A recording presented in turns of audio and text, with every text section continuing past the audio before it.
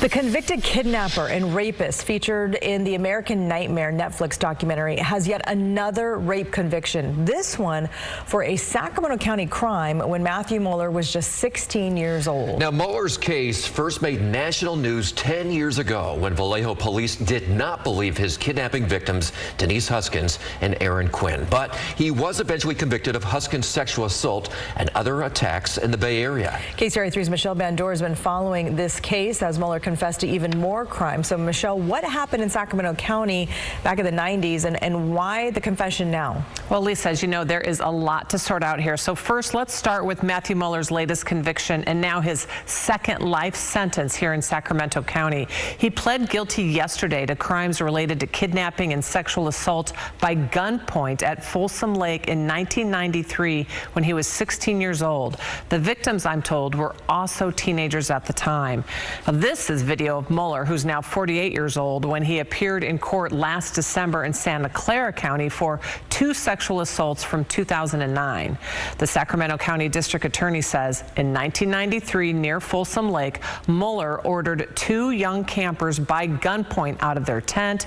He tied up the male victim and then carried the teenage girl away and sexually assaulted her.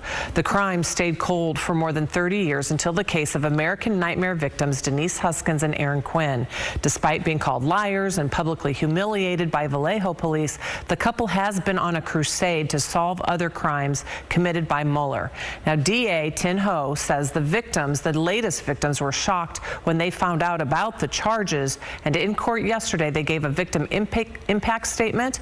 Ho says the victims want their privacy, which is why he released the news of Muller's plea and sentence today. They had no idea. The victims in the case had no idea who the assailant was. They had tried as best as they could to move on and tried to forget about it.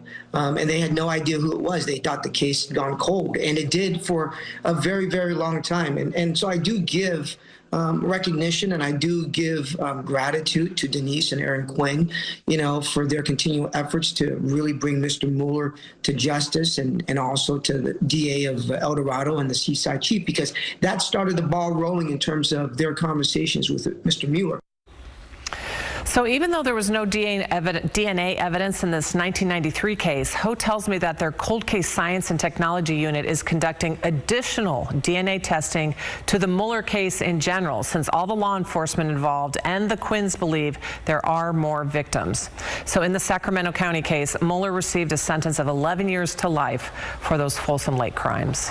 Well, this is incredible. I mean, we're talking about cases now that go back to the early to mid-90s, and had he not confessed, there was no DNA evidence, we wouldn't have a conviction here.